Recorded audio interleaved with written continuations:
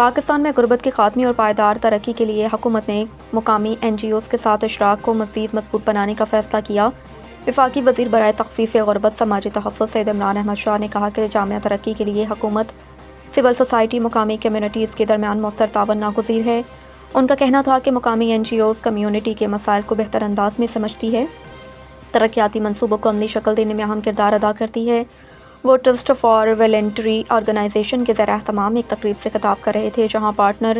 NGOs کو ترقیاتی منصوبوں کے آغاز کے لیے گرانٹس کی پہلی قسط کے چیک تقسیم کیے گئے۔ اس موقع پر سیکرٹری وزارت تخفیف غربت و سماجی تحفظ TVO کے